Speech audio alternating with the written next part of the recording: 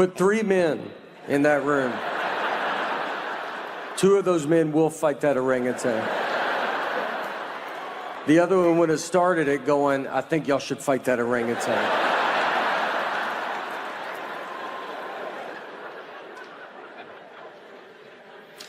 So guys get in there, and they're like, all right, we'll go fight this orangutan. And the orangutan would just knock everybody out. Because we don't have the internet to look up how strong's an orangutan.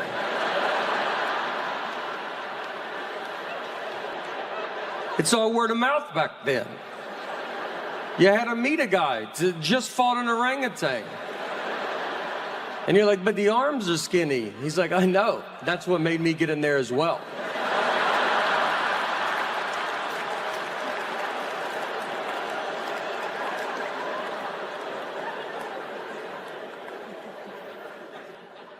So PETA put a stop to that also. Yeah. Look, whatever you want to say about PETA, they did some real work in the 1900s.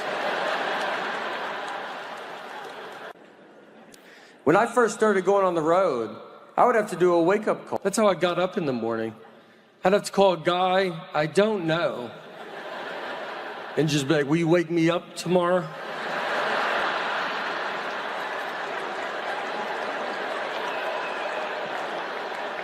That's the last person I would talk to, was him. I would call my wife, then a man I've never seen. You promise you gonna wake me up tomorrow? We would tell each other good night.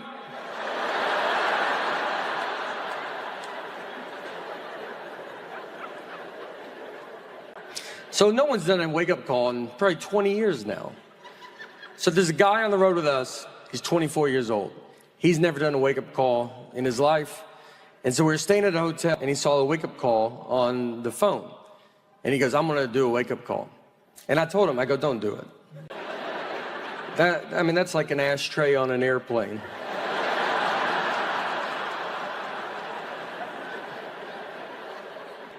But he was like, no, I wanna do it.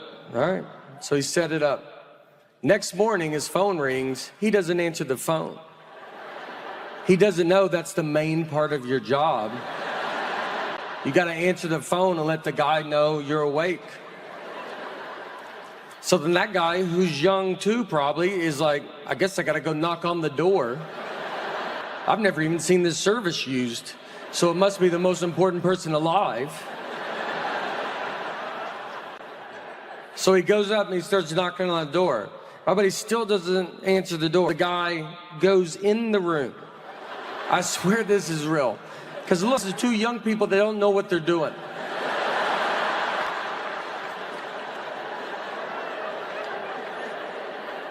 So he goes in the room like, do I have to touch this guy? Is that what a wake-up call is? I gotta touch a guy I've never seen in the dark? So I'd imagine you started making noises, just hip, hip now, hip, hip, hip, hip, hip. Hoping he doesn't have to touch this man. But he had to touch him, I swear. That's when he woke up to another guy going, hey, buddy. It's time to wake up. It always, it shot down my dream because I wanted to play college basketball, and that didn't work out. It didn't work out because I got cut every year from my high school basketball team, so I had to play for my church because, yeah, the church can let you. They have to let you play, which is nice. That's a good, They would be, I guess they could cut you. You'd be pretty bad if they're like, look, we think you're good, but Jesus does not think you're that good. Yeah, he is our captain, so. And church ball was a lot different too, because we played, it was a half court, no three-point line. We played on carpet. That's your first sign. It's not gonna count. And they gave us a basketball. We didn't have a ball. Like, we would just stand out there and play on honesty. So you'd be like, I just made it. It was like, oh, that's a good shot. You're really good. I stole it. I forgive you doing it. It was moral points. accounts later. I have a daughter, and my daughter's name is Harper. So a lot of people ask, they're like, "Oh, did you name her after Harper Lee, the author of To Kill a Mockingbird?" And you know, I've never thought about an author a day in my life. So that never me. I mean, my middle name's Lee, and just never crossed my mind. I love having a kid. I love when kids cry. It's just innocent. I love how innocent it is. They cry over a tag in their shirt. And I mean, they're all just, they don't like, it feels weird. And then, I mean, if you walk, like, is your house on fire? Like, I've never seen someone cry this much. It's over nothing. She's on her iPad a lot. You know, that's the hard part. You got to get these kids off. You don't want technology all the time. She just sits there, iPad. She wants to be a YouTuber, which as a comedian makes me furious. She watches all these kid YouTube videos, and now she makes her own videos. It's just her sitting there going, "Hey guys, what's going on? Click the links below, subscribe, leave a comment." None of this is anywhere but my phone. I got 90 hours of this. Not on YouTube. Me and him are the only subscribers. Just watches kids playing with toys, too. Like, that's what's crazy. It's not like a show. I'd be fine if she watched a show. She watches just a kid that's like, "Hey, you don't have this toy? I do. You want to see me open it?" It's got 5 billion views. It looks like we buy her nothing. Like, we just show her, if you want to watch a kid have fun, but you're never going to have fun in this house. Our family, we just eat a lot of fast food. Our family text thread, my dad texted, he was like, "I found a way to get a Big Mac cheaper." And he said, "You can order a double cheeseburger and ask for Big Mac sauce." So he goes, "It's cheaper." And they get rid of that third bun, so it's Atkins. That's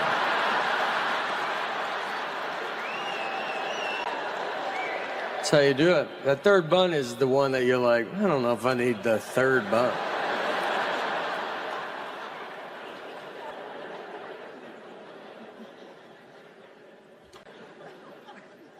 Food is I still have a problem with food. I love processed food. I love it.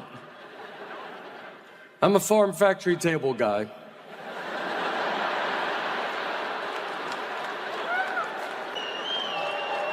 I want the most hands involved in my food.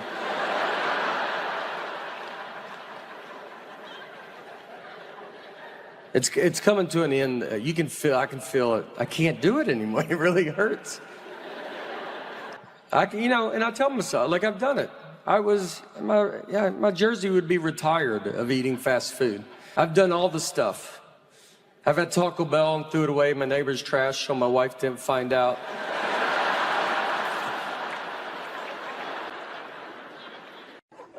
Doing those drive-in shows were fun. They were, you're at a drive-in movie theater. What's hard is when people want to leave early. If they don't like your act, I mean, you just see headlights hit you in the face. And he's just like, and just guy backs up. And you're like, all right, there goes that guy.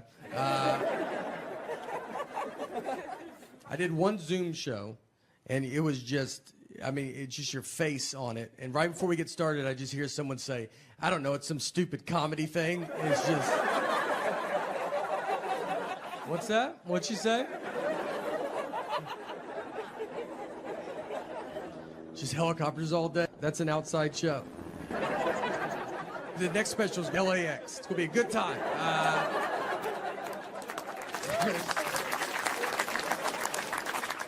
Me and my buddy, we rented a car. He's driving.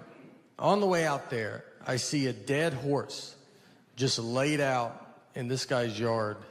And I've never seen that before. And I was like, man, I bet you don't think about that when you buy a horse, it dying. What do? That's a huge thing, dying in your yard. You can't just shoot it off into the woods with your foot and try to get another one that matches before the kids come home. You have to tell your wife to keep the kids away for a month. You got to Google how to move a dead horse. You got to probably try to get another horse to help you do it. And that's not easy. That's what the blinders were invented for, because it's like, just look ahead. Don't worry about what's going on back. No, look. You gotta get your friends to help you do it, and you can't spill the beans too quick on that. You think it's hard for them to help you move a couch? Try a dead horse. You gotta lie to them, like, we're getting a divorce. Just come over, bring your truck and some gloves. And when they get there, let me tell you, they're going to see it, all right? Everybody saw it. It was next to the road. And they're going to pull into that driveway and just be like, I don't think they're getting a divorce at all. I think we're here to move that dead horse is what I think. Let's let him bring it up, all right? Make him ask. But I'll be shocked if we don't touch that dead horse today.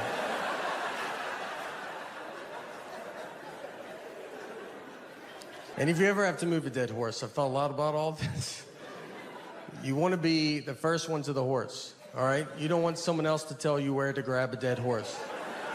So you run out there like you love it. Like you're like, this is what I hoped it was. And get to the hoofs in the front and be like, all right, I'm here. You guys decide where you guys want to be.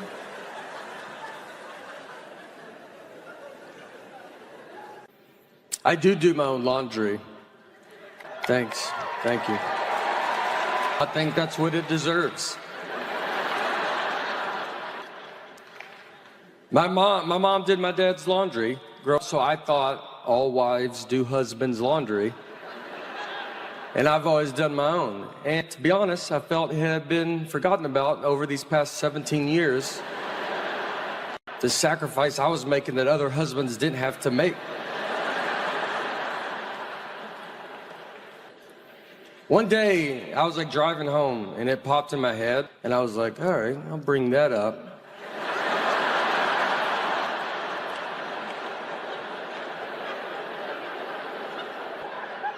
I mean, I didn't bring it up that day, you know. I was like, I'm sure there will be a time where we'll be in some fight, I'll be losing this fight. And then, I just come, I'm like, I do my own laundry.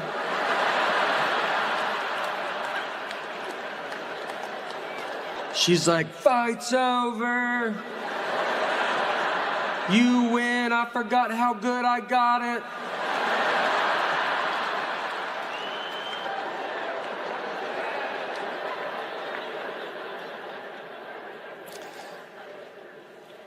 So I sit on it for like 6 months, like a long time.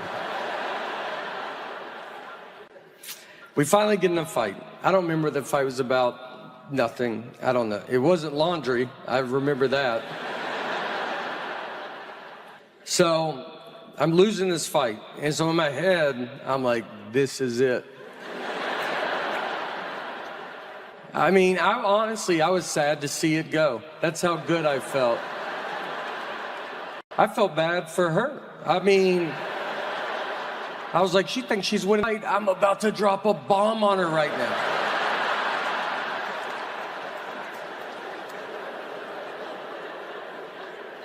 So just out of nowhere, I just go, I do my own laundry.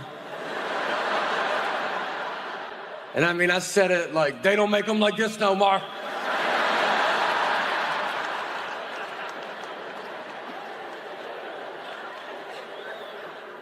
I was shocked that it started a second fight I never saw coming.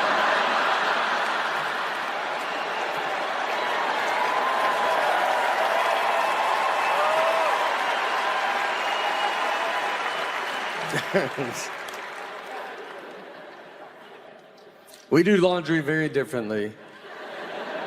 She'll read the labels, I'll wash a rug and a suit together. I don't know. You want to put your shoes in there? Put your shoes. The washing machine's always a foot from the wall when I get done. It's like, that was a lot of stuff you put in there, you know? Like, yeah. And look, it's almost all wet.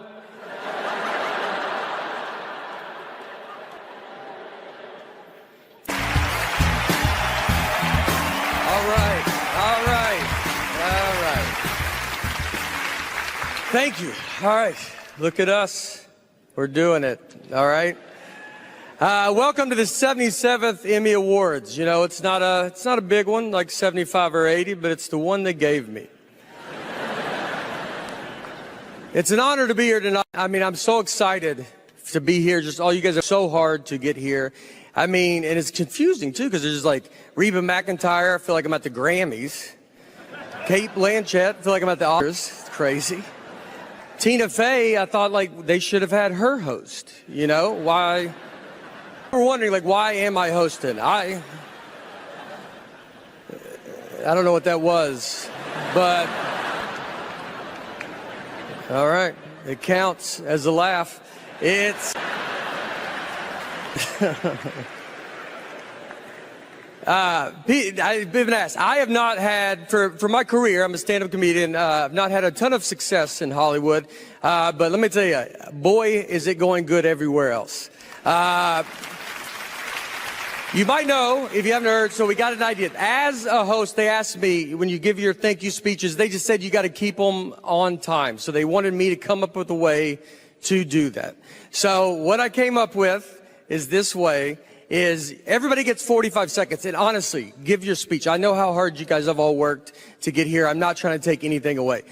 45 seconds, that's what you got. And if you want to do more than that, do it on social media later. That's more people are going to see it there anyway. So to start, though, I am going to donate $100,000 to the Girls Club of America. So, yeah. All right, remember that. Remember how fun that was, because this part is hard to say. If you stay 45 seconds, it stays at $100,000. That's, all right. I know.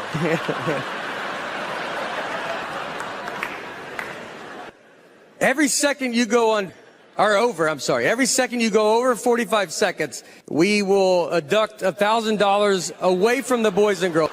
I know. Oh. That's tough. It's hard. That's tough. It's cool. What are you gonna do though? You know, can't change it. This is a game I made up, and these are the rules. So, something. Look, if you go under, we will put $1,000 a second back on for the Boys and Girls Club of America. Relax. Let's have fun. All right. By the way, we want to see. We already got started. Seth, congrats. Glad he didn't even know about this at all. But what did Seth do? Was he over, under? Stayed to 40 under? No. All right. He under. Don't go crazy though, because like I am paying. So don't like you go over a little, some go under. Do the right thing. All right. Well, now you know the rules. Those are it. So now that everybody knows, let's keep this show going. The final update. That's what this next. The special after this is going to be just more just all updates, and it'll be some that you don't even know. You're like, remember my car didn't start? You're like, who is this update for? I like to drink iced coffee with milk, and thank you. I told a story. I went into a Starbucks inside a Target. I ordered iced coffee with milk, and the guy gave me milk with ice in it. I did not want milk with ice. I wanted iced coffee with milk, and he heard milk with ice. I have learned that a lot of people do drink milk with ice. People send me pictures all the time of adults just drinking milk with ice, and they stay in the Starbucks. They don't even like run to their car like, this is so embarrassing, I gotta stop doing it. Like they do it openly. My wife puts ice in our daughter's milk, and I was like, oh, you do that because of and she's not a big fan of my comedy, so she was like, I haven't seen it. I was like, we have Netflix, you know, and she's like, I don't think we do. I was like, I know we do, and she was like, I'm just so busy right now. So all of it's true, except my wife. My wife does like my comedy. She's very nice to me, but all the rest of it is true. And the truth of it, too, is it's happened to me twice. And let me tell you, one time is a lot of times. The second time, you start looking at yourself. You start thinking, you're like, what am I doing? I don't know if I know how to order. I would order it in a mirror to see what it looked. I was like, iced coffee with milk. I was just trying to see what they would see. I thought it was happening. There was a third time I thought it was happening. I was at a Starbucks at an airport, and she put the drink down, and I was like, they're doing this on purpose. I was convinced that they're just calling each other, like, let's drive this guy crazy.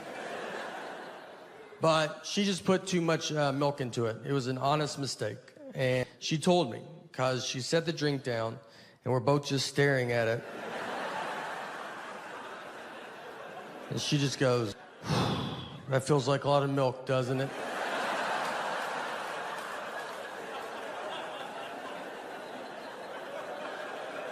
I was like, not as much as usual, but it does feel.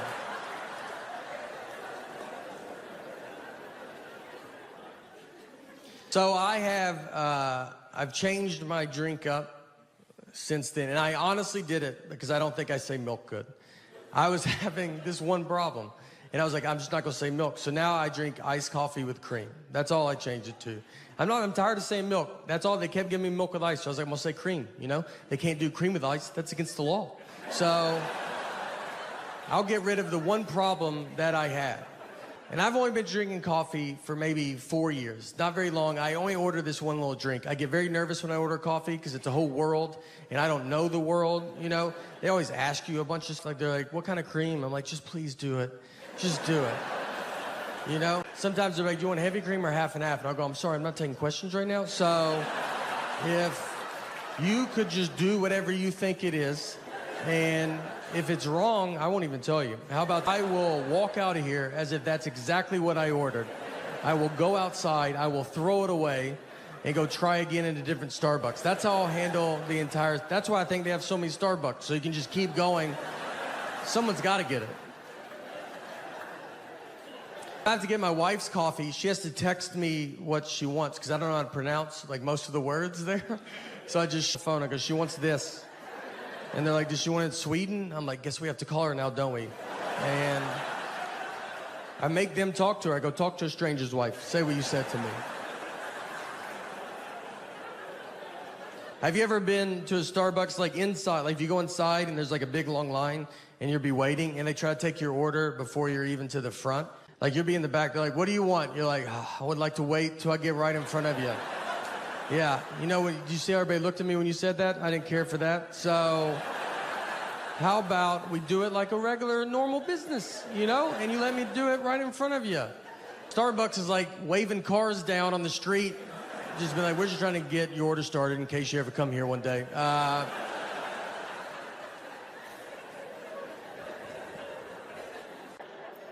Our family, we just eat a lot of fast food. Our family text thread, my dad texted, he was like, I found a way to get a Big Mac cheaper. And he said, you can order a double cheeseburger and ask for Big Mac sauce. So he goes, it's cheaper, and they get rid of that third bun, so it's Atkins.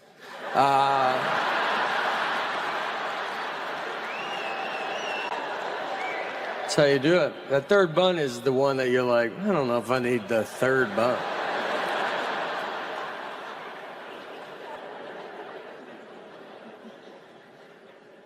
I had jet lag there. I did not mind it because I woke up early. I woke up at 5:45 a.m. and I don't ever wake up that early. So I was like first in line at the breakfast buffet. Here's what I will tell you. When you get up at 5:45 a.m., noon is pretty far away.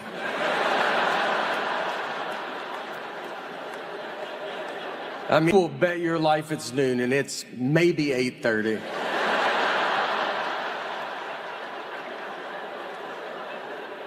By 6 p.m., it's like, how are people out? Why won't the sun go down?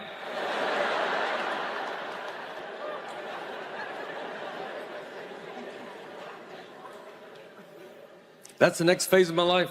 I'm getting up early, you know. We're getting up at 9:15, a little bit. Yeah, I've never seen my daughter go to school, but I've been close.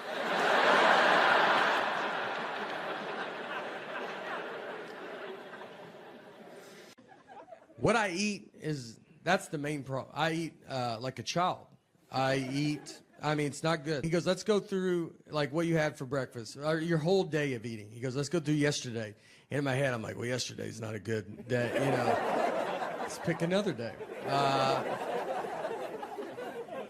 He goes, go through yesterday. I go, all right. I had donuts in the morning. And he goes, all right. Was it like they were just out or something? I go, no, I drove to it. I drove to it, and he's like, is it on your way? I go, nope, I was late to where I was going because of it. He goes, what about late night snacking? And I was like, well, I had Sour Patch Kids last night. He goes, did you watch a movie? I go, no, just regular TV. And ate them. He's like, the little kid bag? I go, no, it was a bag. It was a bag of them. If you saw it without a label and someone said, hand me that bag, they wouldn't be confused on what you were asking.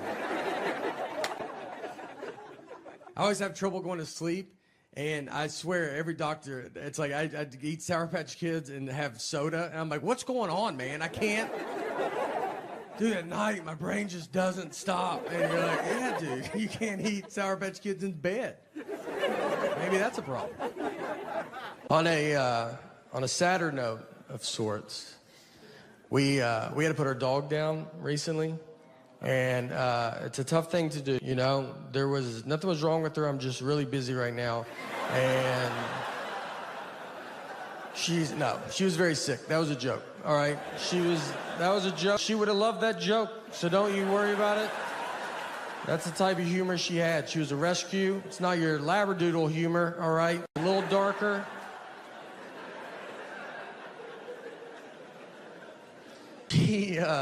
She was a wonderful dog. We loved her, and her name was Annie. And the reason we got her was my sister worked at a vet, and people do put dogs down for no reason. So if someone brought a dog in that was fine, they just didn't want it. My sister couldn't do it, so she would walk the dog back and then just steal the dog. I don't know the laws on all that, but I'm sure now people are finding out that their dog's still alive right now. So we got Annie. Annie was getting put down. She was a hunting dog, and she was terrible at it. And she was bred to be a hunting dog, and she was just like a misfit toy that just didn't do it. She got shot once, and that's because the guy, he would be doing target practice, and then she'd just walk in front of the targets, and he would hit her. He's like, what are you doing? And she's like, what are you doing? She had no awareness about the senses that dogs have. We had turkeys in our backyard once, and I let her out to go chase these turkeys. You know, retired hunting dog. Figured that's fun. And we have a very normal backyard. It's not Yellowstone Park. You can see all of it at all times. Push her out, and she just pees and then comes back in the house. Never sees the turkeys. And I'm just looking at her you didn't feel anything? Nothing was going? I sensed it as a human on the couch. I felt there was turkeys outside. You want to take just one lap around, see if... The guy used her a lot for duck hunting, so he would shoot a duck. She's supposed to run and go get it and then bring it back. So what I like to picture is he shoots the duck, she runs out, comes back, no duck. And she's like, I don't even know what we're doing. All right, I did not. A million things flew in the air when you shot that gun, and I'm supposed to know which one you hit. And the guy's just looking at her, and then she's like, you're not even the guy that I came out here with. Do you see, is there another guy out here by any chance? I took speech in college. I would ride there with my friend, going to a business class or something, whatever you go to. I was like, all right, I'll catch you after speech. And I still say a lot of words wrong. That's what I don't understand. I say poem, which no one ever knows. Poem, P-O-E-M, I go poem. We'll fix that, speech class. What if I want to be a poem writer? What if I have a lot of great poem ideas? And no one takes me serious because I'm like, listen to my poems.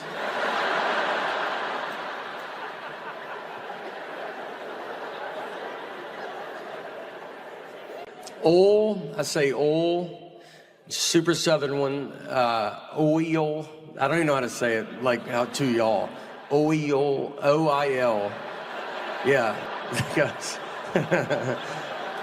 I go motor oil, like tin full. I mean, Southern Community College, that should be mandatory. Did they fix that? They should write OIL on the board. And I just go, oil. They go, all right, we're going to take care of that, all right? There's a pretty good chance you're going to be working with a lot of that.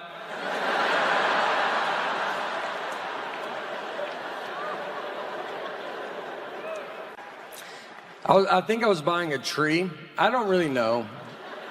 But I tried to give him cash, and he was like, oh, you got to do a credit card. I was like, okay. So I give random iPad all my family information.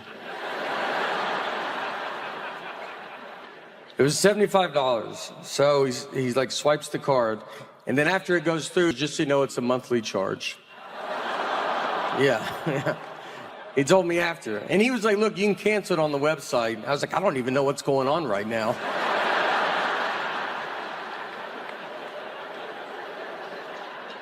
He goes, put your email down for the receipt. I was like, all right. And I just put my wife's email address down. Guess who's going to put a stop to this real fast?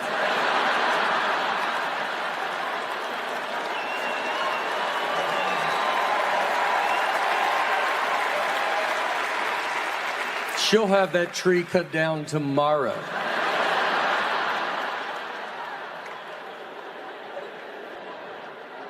I called her, because I have to call her when I sign us up for stuff.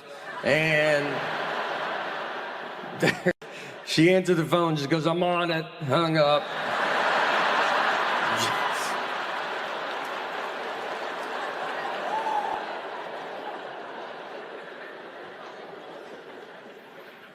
Things are going super well. You started this new company called the Nateland, Nateland Company. Nateland. And it's a production company. You're making family-friendly comedy specials on YouTube right now. Yeah, right now the Showcase is on Nateland Entertainment. It's the Showcase is Nateland? out. Nateland Entertainment. But then you tell us it's Nateland. Nateland. I say Nateland. No, you didn't. When? I think you said Nateland. I said Nateland, and you go Nateland. And I go, oh, was I saying it wrong? Well, that might be my accent. That shouldn't count as me mispronouncing. You should be able to read through and go, he doesn't even know what he's talking about. Like that's... No, I just didn't know if I was saying it wrong. I want to make sure I'm saying it correctly. I don't think anything I say you could be... You're probably said it right. I told you, I think you say our last name correct with Bargatze, and I think we say it wrong as a family. Bargatze. For years, I've been calling you Nate Bargatze. Yeah, and I just went with that because you were so big, it was easier just to... It's just easier to do whatever you choose. You go. I don't want to name you, though, but your name's Nate Bargatze. Mark Maron once called me Nick, and I was like, I'll just be Nick. Like, it's already... It was enough people that was Nick. I was like, I'll just go with whatever's out there. So I was born in 1979, and the reason I say that, because if you are my age or just right around my age, very, like, maybe 78 to 80, you might realize, or maybe you don't know, I've never been called a millennial or Generation X. I've never even really heard any of those terms growing up. And now you hear them all the time. So I looked it up to try to see, I was like, what am I? And I'm technically nothing. I'm on a cusp. I'm a generation gap. And what we are called Zennials, or we're called the Oregon Trail generation, or we are called, my favorite name is the Lucky Ones. And it's true, we're very lucky. We actually grew up in two different worlds. When I was a kid, I grew up like it was the 50s. Like you would go out and your parents just didn't know where you were. We went to school and played Oregon Trail on a computer at school. No one had a computer at home. It's like, what are you, a zillionaire? Like, I mean, you could. But then in high school, I had AOL. You know, we had a computer at home. Then I got a beeper, and then I got a cell phone. I didn't have social media until I was 26 with MySpace. You know, I mean, social media, like, whatever I did in high school is a rumor. It can't ruin my life. So if you're around my age, you might realize, like, you just end up always kind of being in the middle. Like, I understand when a Gen Xer says something, you're like, I get it. And millennial says something, you're like, no, I get it. You always just feel in the middle. And these groups all hate each other. And the most I've ever felt where I was in the middle was just this one hotel. that I stayed at. So a lot of hotels now, they have Chromecast, and you can watch like Netflix in your hotel room. So I get in my room, and I turn it on, and my Chromecast is not working. So I call down to the front desk, and the oldest voice I ever heard answered the phone. This guy was a Civil War survivor. I mean, he was the age where you just go, thank you for your service. And it's like, I was in the Army, you're like, probably, man. I mean, there's an age where like they all had to go at that age, so just say it. So I tell him, I go, hey, my Chromecast is not working. And I could have just made up a word. I mean, he's never heard of that. I could have said, Bob broke. I mean, he asked if I was staying at that hotel. That's how he goes, are you staying here? I was like, do you think I've called a front desk from a different hotel room? So he goes, look, I don't know what this is, but there's a younger guy here. Send him up. He'll be able to help you. And I was like, great. So that guy comes up, and he knocks on my door. I open it. He's my dad's age. And I mean, right when I see him, you're like, all right, dude, we don't have to do this. You know, I mean, I know you've heard of it, but you're not, if I can't fix it, you're not going to be able to fix it. But he's the generation that still wants to give it a try. So I got to let him in. So he's in, comes in my room, sits on my bed, a little too far back, I thought. I just remember like the back of his calves were touching the bed, and I was like, are your feet dangling? How far back are you going to go? Are you cold? Do you want some covers, man? He gets the remote and just starts pressing all the buttons. And I said, I don't know how to do it. And he goes, let's just keep trying it, though. I go, all right. I'm going to turn the shower on, open a window. Let's try everything. You know, let's just see. Maybe it turns on. Who knows? Maybe it's all connected. So we can't get it. And he goes, all right. He goes, there's a younger guy. He's about to come to work. At this point, I'm like, I'm the younger guy, man. I was like, it's all right, dude. I don't need it. And he goes, no, it's a millennial. I was like, all right, now we're getting somewhere, you know? This is what the millennial does. He was born with technology. He's going to know this. I was excited. I was like, great. He goes, he comes to work in an hour. I go, wonderful. And let me tell you, you know how quick that millennial fixed it? Well, I'll never know because he just didn't come to work that night. So, didn't call in, nothing. And I found out because the old guy called me because he was supposed to fill in for him. He was furious, dude. He hates that millennial. He goes, he never comes to work. He doesn't take it serious. He's got a peanut allergy. And I was like, all right, well, I ended up fixing it myself because it was just unplugged. So that's my fault. We recycle, you know, and we recycle because of my wife. It's her, she gets all the credit for that. I would never recycle if I was by my, I don't do it if she's not looking at me. So I would never do it if I was alone. I looked up a list of like, all right, like what are you supposed to do for global warming as an individual? And it was a big long list, but the first thing on the list was my favorite. It just said, just talk to your friends and family about it. Think about your friends and family, like not the ones that are the good ones close. Think about how far out it goes. Just when you guys get together, like, do you mind if we talk about global warming for a little? I just thought this would be a good time to get into it. I had a great aunt and uncle fist fight each other at a wedding. Let me get in the middle of that. Any chance this fight was about global warming? Because I just would love to get that conversation rolling, you know? I get it. It's supposed to, for our kids and their kids, and we want to make sure they have a good earth and their environment and stuff. We don't want to have a bad earth. And we don't want them to be mad at us and yell at us. But I don't think they will, because I don't think we get mad. I don't ever see litter on the ground and call my grandmother and be like, where do you get off? You know? I don't know how you show your face anymore, all right? It's cloudy today. Is that because you smoked on planes? Probably. Why'd you have to smoke that high? Where do you think that smoke was going?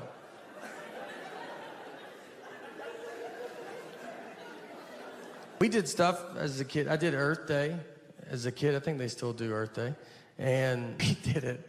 I'm from Old Hickory, and we were a plant, like DuPont plant we were a plant town. So they had a plant, and we went and planted trees in front of the DuPont plant. And there was just black smoke coming out of this, like, and we're just in front of it like, this is for Earth. And if you can't even see us, it's so dark. And we're just like, this is for the Earth of stuff, and we're gonna breathe better. And you're like, I don't know if that's the problem.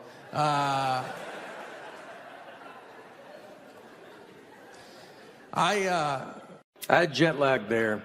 I did not mind it because I woke up early. I woke up at 5:45 a.m. and I don't ever wake up that early. So I was like first in line at the breakfast buffet. Here's what I will tell you. When you get up at 5:45 a.m., noon is pretty far away.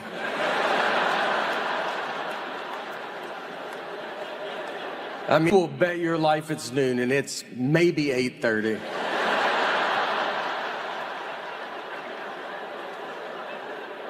By 6 p.m., it's like, how are people out? Why won't the sun go down?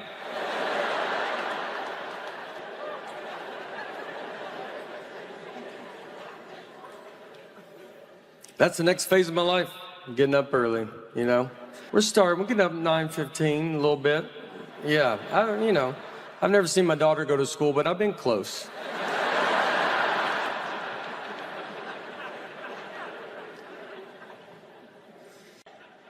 Little side note, I would like to say, I think the witch phase was the toughest phase for women to have to go through.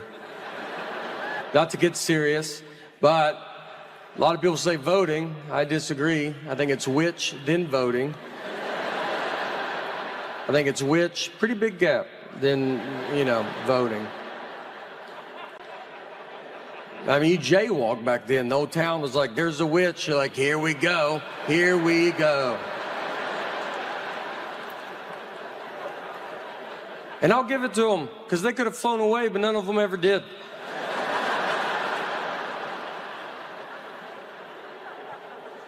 All right, sorry.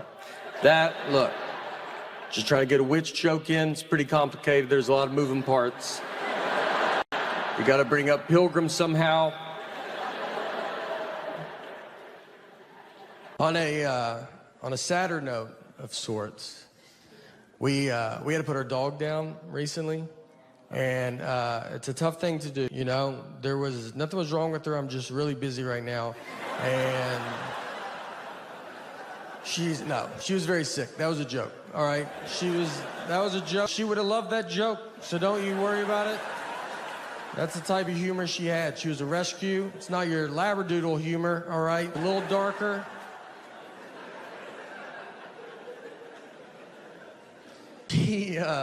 She was a wonderful dog. We loved her, and her name was Annie. And the reason we got her was my sister worked at a vet, and people do put dogs down for no reason.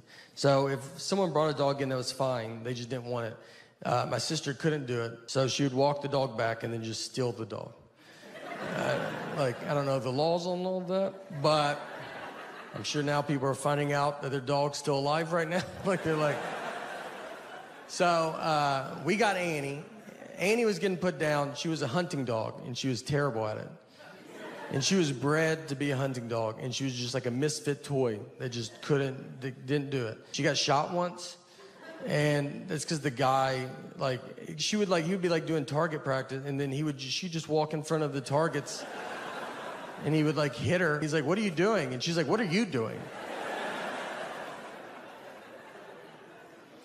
She had no awareness about her, the senses that dogs have. We had turkeys in our backyard once, and I let her out to go chase these turkeys. Retired hunting dog. Figured that's fun.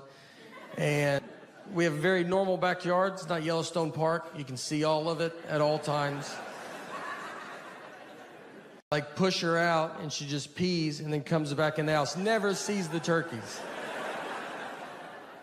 And I'm just looking at her you didn't feel anything? Nothing was going? I sensed it as a human on the couch. I felt there was turkeys outside. You want to take just one lap around, see if... The guy used her a lot for duck hunting, so he would shoot a duck. She's supposed to run and go get it and then bring it back. So what I like to picture is he shoots the duck, she runs out, comes back, no duck. And she's like, "I don't even know what we're doing." All right, I did not. A million things flew in the air when you shot that gun, and I'm supposed to know which one you hit. And the guy's just looking at her, and then she's like, "You're not even the guy that I came out here with. Do you see? Is there another guy out here by any chance?" Our daughter's still in our bed too, and parents don't like that when you say it. They're like, "You got to keep them outside. Don't look at them." It's my fault. So we had a kid late in life. We have one kid. And so we're kind of hitting all the sites. And I would be, when I get home, travel a bunch and I get home, I'd want us to all sleep in the bed together. And I've kind of built up a habit now, and it's happening. So it's tough, though, because kids don't know how to sleep. I mean, she makes king bed feel like a twin. I mean, I'm on the edge. When I sleep alone in a hotel, I have to sleep with my head on the nightstand. It's the only way I know how to go to bed. She gets sized upside down. If you woke up upside down tomorrow, you would go to the hospital. She's also apparently going through menopause because she's the hottest human being that's ever lived. I mean, I'm freezing at night. She just kicks all the covers off, and you're like, yeah, no, you go ahead. It's your bed. We're lucky to be in it. She's got to, at some point, you know, I don't know. She'll be 37 years old. Hey, can I get in the bed with you guys? Her kids are upstairs asleep in their bed. Her husband left a while ago. He ain't gonna put up with that. We've been traveling. I've been traveling all over the country during this COVID, and I've seen is, look, in the middle of the country, they're doing good. I went to a NASCAR race. They all had their mask on. They're doing what they're supposed to do. A lot of people are doing it. We're trying, you know? A lot of stuff. We take our temperature. I went to Buffalo Wild Wings. They took my temperature. You gonna tell me that teenager doesn't know what he's doing? Is that what you're trying to... You don't think he's going to doctor school? That's how he gets started, is he takes temperatures, and he's like, all right, 45 degrees, you're good. Yeah, you're like 60 degrees from a problem. So I don't, you know, and they're not even worried about it. They just don't, 57 degrees. You're like, yeah, I'm dead, dude. That's not good. This one guy was like, does that even work? He goes, I don't know. When it beeps, I just tell him to go ahead. I swear one kid said beep. I don't think his beep worked, and he goes beep, and I was like, was that? And he goes, you're fine. So now we are basically at Mount Rainier. That was the whole car ride. And if you ever go, just so you know, you have to pay to go up it. It's not a free mountain. Someone bought it, and they're charging tickets. It's also all uphill. It's a nightmare. So be ready for those things. We drive up, we park, and we're walking up the trail. So went up it halfway. I mean, I can barely breathe. And this couple's coming down, so I stopped them. I was like, hey, is this enough where we're at? You know, is this like, you get it? Like, we're not trying to live on this mountain. And the lady goes, I'm 75 years old, and I did it. And I was like, all right, maybe that's why you didn't hear the question that I asked. Everybody's pretty cocky on the way down. I mean... There was women with babies. They had 3-month-old babies strapped to their chest. I was like, why would you bring that much extra weight with you? I left my wallet in the car. They looked exhausted. I'm surprised they're not just babies left up there and rangers have to come down. Whose baby's this? That's ours. We're gonna let it grow up and come down on its own. The best wedding I've ever been to was my cousin's wedding. It was a real redneck affair. It was right outside Louisville, Kentucky, where my parents are from. And my cousin's name is Tuesday, which is a good start. The invitation said, Tuesday's getting married, rehearsals Friday, wedding Saturday. People were like, we gotta be there Monday for this wedding? How long is this wedding? It's a week? We get there, I'm wearing a button-down shirt, khaki pants, nothing crazy. I'm wildly overdressed. I look like I work there. Everybody else just has a football or basketball jersey on. My uncle, his daughters get married. He has his tuxedo jacket, pants, cummerbund, bow tie, no shirt. They forgot his shirt, and instead of waiting to go get it, he was like, let's do it without it, right? Like, that's... And he doesn't have a body that's like, that's cool, man. You know, he has a body that you're like, put your jacket on backwards, flip it around. Yeah. And then you see his back, and you're like, whew, all right, go back to regular way. Yeah, that's my fault. How's your back worse than your front? We go into the church, bride and groom. Looks like it's home and away. That's how many jerseys are in there. Guys are drinking beers in the church. Like, that's something I've never heard a pastor be like, guys, could we not drink alcohol in the church? And they're like, oh, didn't know this was the nice part of town. All right. The reception is next door, just at a lady's house, like in her backyard. Like she doesn't do, it is, she's like, and I do receptions all the time. We were her one and only reception. So we walk over, they took a horse and the horse was the oldest horse I've ever seen. I thought it was a donkey. I thought they got a deal on a donkey. And the guy was like, this horse was in the Kentucky Derby. Like the first one that they did? Is that Secretariat's father? How old is this horse, man? You know they lay down, right? So we walked. It took them 45 minutes. They went up a driveway and back down the next driveway. They're sweating, almost divorced by the time they get there.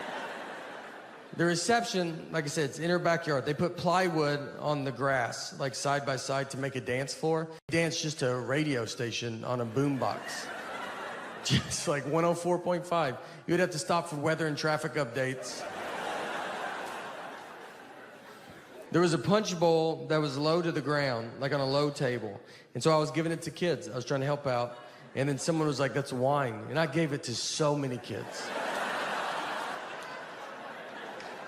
I don't know anything about wine, but I don't think they tell you to pour it into a bowl. Like, that's not, no one's ever like, let's get out of that box, get in a bowl. You know, let's let it breathe a little bit. I got a couple 9-year-olds pretty loose that night. The end of the night comes, everybody's drunk, children, adults, it's across the board. A fight breaks out. We hear some of y'all fight. And I mean, you're sitting there, you got a 50-50 shot. It's not your side of the family. We get over there, it's 100% our side. It's my dad's aunt and an uncle, both rolling around on the ground. They're in their late 70s. He wanted to leave, she did not. So they thought, let's just handle it in front of everybody. He's on top of him, she punches him, he then punches her, and you're like, you can't do that, you know?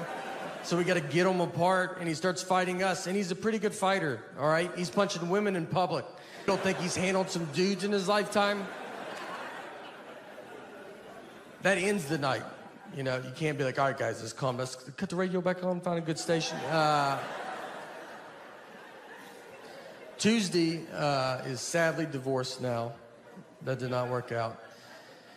My dad's aunt and uncle, sadly, it did work out. They're still together. So that's our family. You know, we come, it's a pretty wild bunch.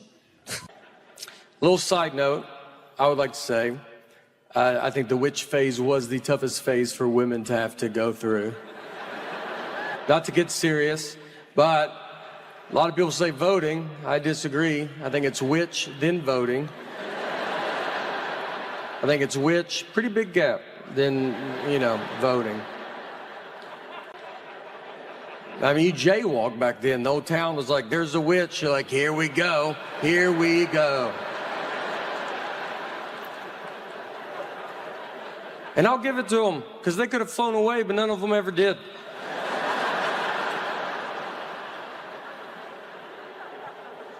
All right, sorry. Look. Just trying to get a witch joke in. It's pretty complicated. There's a lot of moving parts. You got to bring up pilgrims somehow. So I was born in 1979, and the reason I say that, because if you are my age or just right around my age, very like maybe 78 to 80, you might realize, or maybe you don't know. I've never been called a millennial or Generation X. I've never even really heard any of those terms growing up. And now you hear them all the time. So I looked it up to try to see, I was like, what am I? And I'm technically nothing. I'm on a cusp. I'm a generation gap. And what we are called, Zennials, or we're called the Oregon Trail generation, or we are called, my favorite name is the Lucky Ones. And it's true, we're very lucky. We actually grew up in two different worlds. When I was a kid, I grew up like it was the 50s. Like you would go out and your parents just didn't know where you were. We went to school and played Oregon Trail on a computer at school. No one had a computer at home. It's like, what are you, a zillionaire? Like, I mean, you could. But then in high school, I had AOL. You know, we had a computer at home. Then I got a beeper, and then I got a cell phone. I didn't have social media until I was 26 with MySpace. You know, I mean, social media, like, whatever I did in high school is a rumor. It can't ruin my life. So if you're around my age, you might realize like you just end up always kind of being in the middle. Like I understand when a Gen Xer says something, you're like, I get it. And millennial says something, you're like, no, I get it. You always just feel in the middle. And these groups all hate each other. And the most I've ever felt where I was in the middle was just this one hotel that I stayed at. So a lot of hotels now, they have Chromecast, and you can watch like Netflix in your hotel room. So I'm watching, I get in my room, and I turn it on, and my Chromecast is not working. So I call down to the front desk, and the oldest voice I ever heard answered the phone. This guy was a Civil War survivor. I mean, he was the age where you just go, thank you for your service. And it's like, I was in the Army, you're like, probably, man. I mean, there's an age where like, they all had to go at that age, so just say it. So I tell him, I go, hey, my Chromecast is not working. And I could have just made up a word. I mean, he's never heard of that. I could have said, bot broke. I mean, he asked if I was staying at that hotel. That's how, he goes, are you staying here? I was like, do you think I've called the front desk from a different hotel room? So he goes, look, I don't know what this is, but there's a younger guy here. Send him up. He'll be able to help you. And I was like, great. So that guy comes up. And he knocks on my door. I open it. He's my dad's age. And I mean, right when I see him, you're like, all right, dude, we don't have to do this. You know, I mean, I know you've heard of it, but you're not, if I can't fix it, you're not going to be able to fix it. But he's the generation that still wants to give it a try. So I got to let him in. So he's in, comes to my room, sits on my bed, a little too far back, I thought. I just remember like the back of his calves were touching the bed, and I was like, are your feet dangling? How far back are you gonna go? Are you cold? You want some covers, man? He gets the remote and just starts pressing all the buttons, and I said, I don't know how to do it. And he goes, let's just keep trying it though. I go, all right. I'm gonna turn the shower on, open a window, let's try everything. You know, let's just see, maybe it turns on. Who knows? Maybe it's all connected. So we can't get it. And he goes, all right. He goes, there's a younger guy. He's about to come to work. At this point, I'm like, I'm the younger guy, man. I was like, it's all right, dude. I don't need it. And he goes, no, it's a millennial. I was like, all right. Now we're getting somewhere, you know? This is what the millennial does. He was born with technology. He's going to know this. I was excited. I was like, great. He goes, he comes to work in an hour. I go, wonderful. And let me tell you, you know how quick that millennial fixed it? Well, I'll never know because he just didn't come to work that night. So... didn't call in, nothing. And I found out because the old guy called me because he was supposed to fill in for him. He was furious, dude. He hates that millennial. He goes, he never comes to work. He doesn't take it serious. He's got a peanut allergy. And I was like, all right, well. I ended up fixing it myself because it was just unplugged. So that's my fault. I pulled a muscle recently. I guess it was in my soul. I mean, it was dead middle of my body. I thought it was the front, and then I was like, well, that back hurts too, you know, so. Well, what's in the middle? What muscle is in the middle?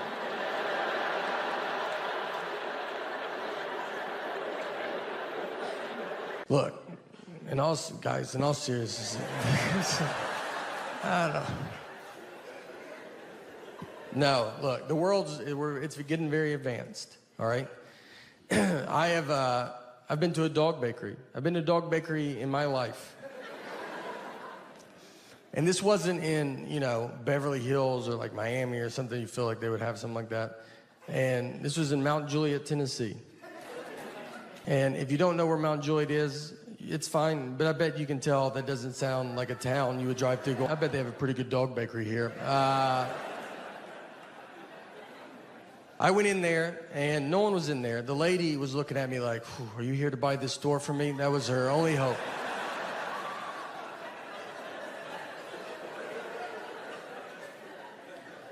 I talked to her. She had some time on her hand, excited to talk. And her and her husband bought the store for their 27-year-old daughter who graduated from college with a degree and came out of college and said, I want to own a dog bakery. I want to make cakes for dogs. If I asked my 6-year-old what she wants to do when she grows up, I think she'll tell me she wants to make cakes for dogs. And I'm going to tell her that she can do whatever she wants to do, hoping she doesn't turn 27 and go, let's talk about those cakes for those dogs. Maybe they're usually busy. Maybe I was on there on a slow dog birthday day. I don't know, all right? She told me everything was organic, and I was like, that's good. That's what I like to hear, all right? This is for that dog that's outside licking gum off the sidewalk right now. And if anybody deserves organic food in our house, this little girl, I'm not gonna waste it on her. It's for that dog that's wandered out in the highway because it doesn't know what cars are.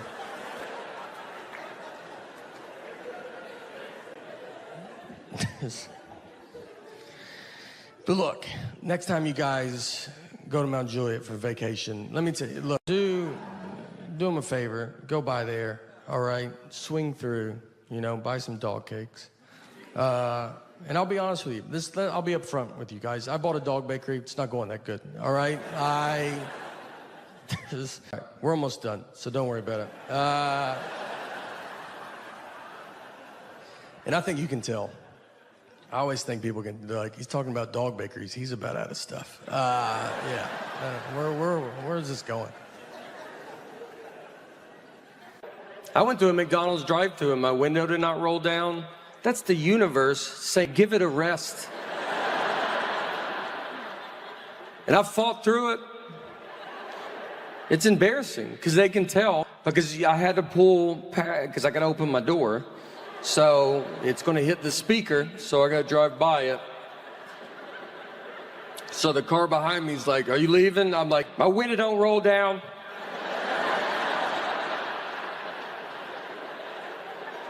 And I got to open the door. Now the speaker's by the gas tank. So I got to yell my order out. Now that guy hears it. And then I look at McDonald's screen, well, they got it all on the board. Just let the neighborhood know what I'm ordering.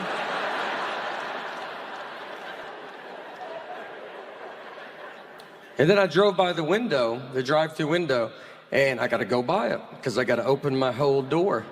So I go by it, and I see them. They're like, where are you going? I was like, nowhere. And I go by, and they see my whole body sitting in a chair. It's crazy. If you've never done it, it's the most vulnerable I've ever felt in my life. You're just sitting there and you're high. They see your feet. They see your feet.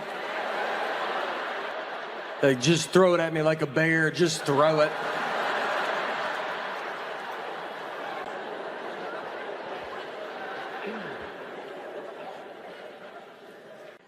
A pizza party is my nightmare. I'll have friends over for pizza. I'll be like, all right, we got to order pizza. And she goes, how much? I go, order the most. I don't want to order pizza in front of my friends. And she goes, just call and ask them. I go, I can't call these 40-year-old dudes and just be like, how much pizza do you think you're going to eat tonight?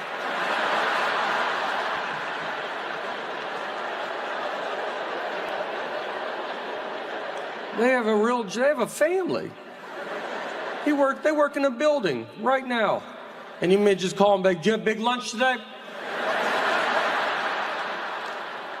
No, I would try to save money, so I need to know exactly how much pizza you're going to eat in 8 hours.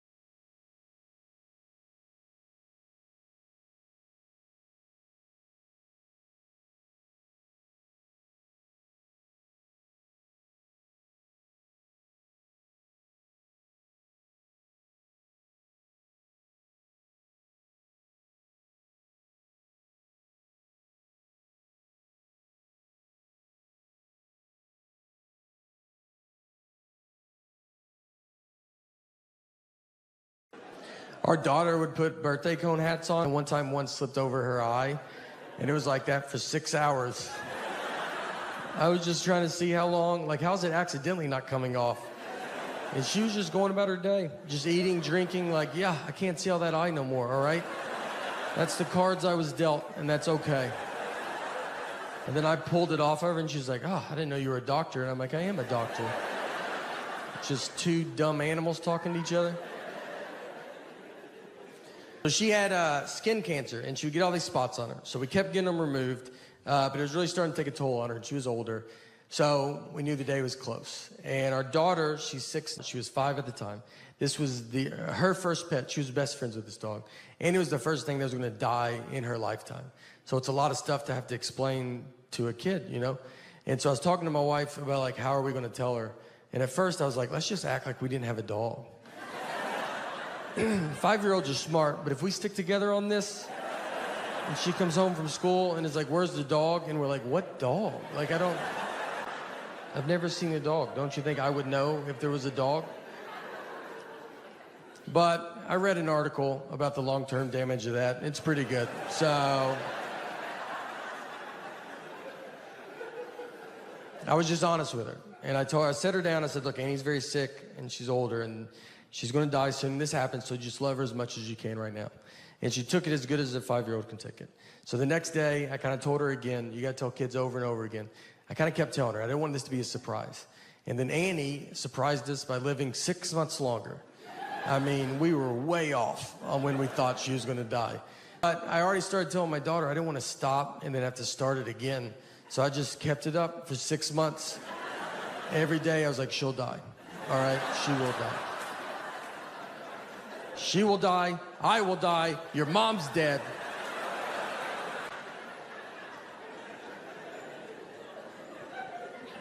So finally the day was here, and our daughter was at school. And so my sister and my wife, they took Annie to go have to put her to sleep. And I went to go pick up our daughter to tell her. I've already been telling her. And so I picked her up. I told her. It was brutal, very sad. She took it as if this was the first she's heard about it.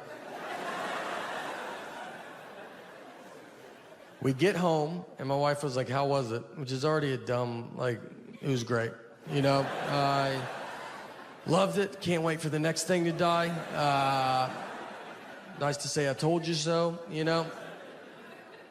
I told my wife it was terrible, you know. And then my wife goes, you didn't tell her that I did it, did you? And I was like, no, why would I say that? Like, I didn't even think about it, you know? Then I looked at her, like, is that what you would have said, though? Would you have told her that I did it? You know how your dad's been talking with the dog dying? Well, he's finally had enough. And to make fun of my generation, just so it doesn't seem like I'm trying to skip over, another hotel I was at, another syrup incident, actually. I mean, I'm a big fan of waffles, so syrup, I'm around syrup quite a bit. And at a Holiday Inn Express, so the breakfast buffet there is where they have the cereal where you turn the knob and like 4 pieces fall out. It's like how you feed a cat for a long weekend, you know? That's enough. They had batter and syrup. And so they had the waffle iron where you make it yourself. So you pour the batter on the waffle iron, you shut it, you turn it over, it locks, it cooks minutes, you turn it over, you open it, half the waffle comes off, half stays forever. That's how you eat a waffle.